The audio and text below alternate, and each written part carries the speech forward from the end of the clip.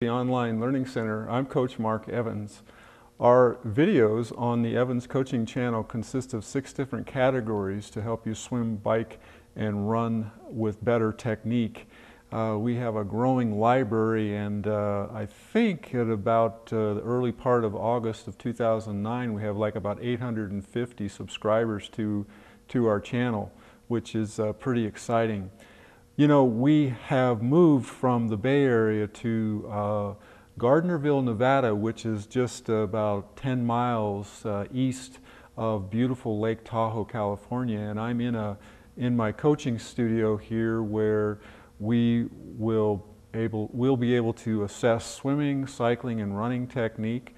We can host training camps for 8 to 10 athletes, or on an individual basis if you want to just come for an individual camp. We have VAS ergometers for teaching swimming and doing dry land, rollers platforms for 8 to 10 people to teach you how to do rollers training for your bike. Of course, dry land training, and then a swim flume that is being installed this week, actually, in the early part of August from Endless Pool. In the meantime, I'm going to answer a question about swimming and balance and hip and shoulder rotation as a response from Luxembourg. He asked a question about, he was confused about how much hip and shoulder rotation there should be. He wrote back again and said, well, what he was really asking about was, and you can see this on the comments on one of the swimming videos, I think it's about balance training in swimming, that he was asking about the total immersion swimming, which is very popular. I don't know worldwide, but must be, since he's from Luxembourg. I have seen dozens and dozens of total immersion swimmers who come to me, and for the most part, and I've talked about this in other videos and have commented about it, for the most part they're neophyte or beginning swimmers, and they're having trouble achieving the techniques that are taught by total immersion. And I have been critical of total immersion only from the standpoint that, from what I see when swimmers come to me, that for the most part their legs tend to be down this way, hips down this way, water level here, legs tend to be down here, so they're obviously displacing a lot of water. And then the reason is they teach a gliding, kind of a glide aspect. And as you know, if you've watched my videos for the last few years here, I am not a glide proponent. So I think it's really a misnomer, or actually wrong, to teach neophyte swimmers to push this glide element until they get their balance in order. And with balance comes symmetry and a continuum of the stroke that I've talked about at length. So it's important to keep those things in mind. But Jacques wanted to know about how I felt about shoulder rotation and hip rotation and things like that. And what I'm going to do, and this is going to be a first take, so I hope I do it right. So, in fact, most of my videos are 1 to 2 takes at the most. But what I'm going to do is I'm going to demonstrate to you what balance is, and I'm going to use this stability ball to do that. And what we're going to do, or I'm going to do, is I'm just going to come out, I'm going to place the ball at my hips, and then I'm going to go into this position here.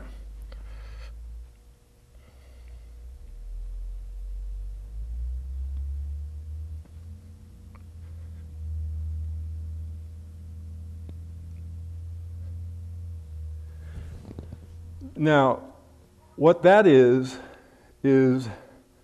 balancing center line, and it's a difficult move to get into, but it's exactly the motion, or exactly the position that you want to do. You want to be relaxed, head over your shoulders, hands are going to be out front, and in order to achieve that, you don't want to be in extension, and you don't want to be in flexion or lateral position here. So in order to get this,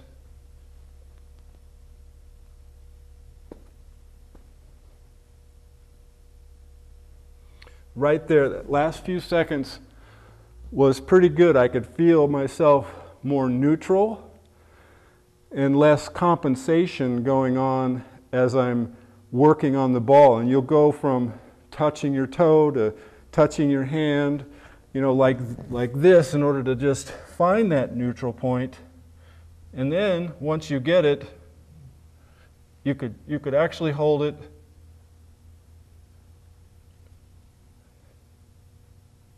for several minutes in that position. So it's important that when you do swim, that you have that balanced position on the water.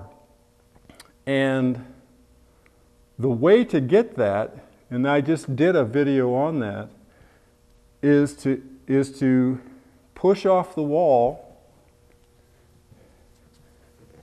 Push off the wall with both hands out front, and then you drop your head and chest until you feel your body is in alignment with the water.